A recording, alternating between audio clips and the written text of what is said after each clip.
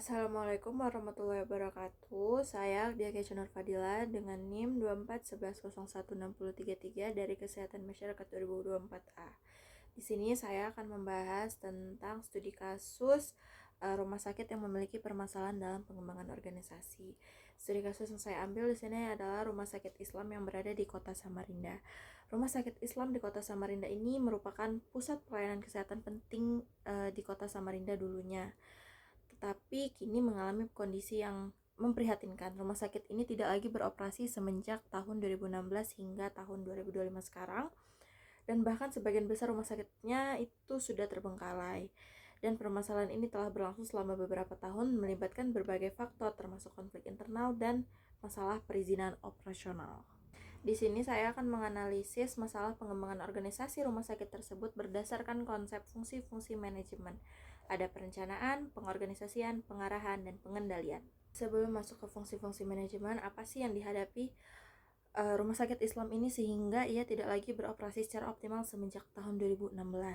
Yang pertama yang dihadapi oleh rumah sakit tersebut ialah ada konflik internal yayasan. Terjadi perselisihan antara pihak yayasan yang mengelola rumah sakit yang berdampak pada pengambilan keputusan dan operasional rumah sakit tersebut. Kemudian ada pergantian kepengurusan yayasan yang tidak stabil yang memicu ketidakpastian. Kemudian ada masalah perizinan operasional yang menyebabkan terhambatnya pelayanan kesehatan dan adanya konflik dengan pemerintah daerah terkait pengelolaan aset rumah sakit tersebut. Baik, masuk ke analisis masalah pengembangan organisasi rumah sakit tersebut menggunakan konsep fungsi-fungsi manajemen. Yang pertama dari perencanaan. Rumah sakit tersebut kurangnya perencanaan strategis yang matang dalam menghadapi perubahan kondisi dan tantangan. Kemudian perencanaan keuangan yang kurang matang sehingga menyebabkan kesulitan operasional.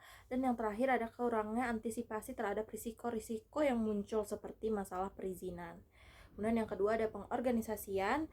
Struktur organisasi yayasan dan rumah sakit ini tidak stabil dan kurang efektif. Kemudian kurangnya koordinasi antara pihak yayasan, manajemen rumah sakit, dan pemerintah daerah.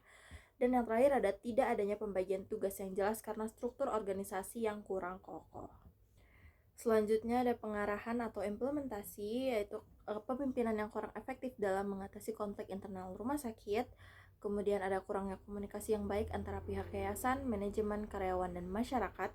Kemudian kurangnya motivasi dari para pekerja akibat ketidakseimbangan pembagian wewenang dan tanggung jawab.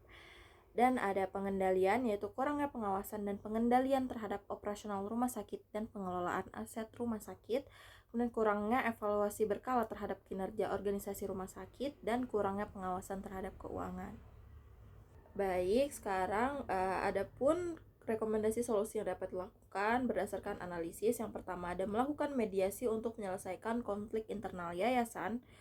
Yang kedua ada menyusun rencana strategis yang komprehensif melibatkan seluruh pihak terkait seperti manajemen rumah sakit, pihak yayasan, pemerintah daerah. Yang ketiga ada memperkuat perencanaan keuangan. Yang keempat ada mengantisipasi masalah perizinan dan potensi konflik. Lalu ada melakukan dialog dan negosiasi dengan pemerintah daerah untuk menyelesaikan masalah perizinan. Memperjelas struktur organisasi dengan pembagian wewenang dan tanggung jawab yang adil dan tegas. Kemudian meningkatkan motivasi karyawan dengan memberikan penghargaan dan pengakuan. Memperkuat sistem pengendalian keuangan bisa dengan audit internal ataupun audit eksternal yang secara rutin dilakukan.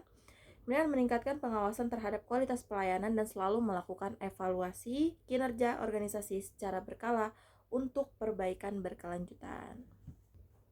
Sekian pemaparan analisis terhadap permasalahan pengembangan organisasi rumah sakit dari saya. Selebihnya saya mohon maaf jika ada kesalahan kata. Wassalamualaikum warahmatullahi wabarakatuh.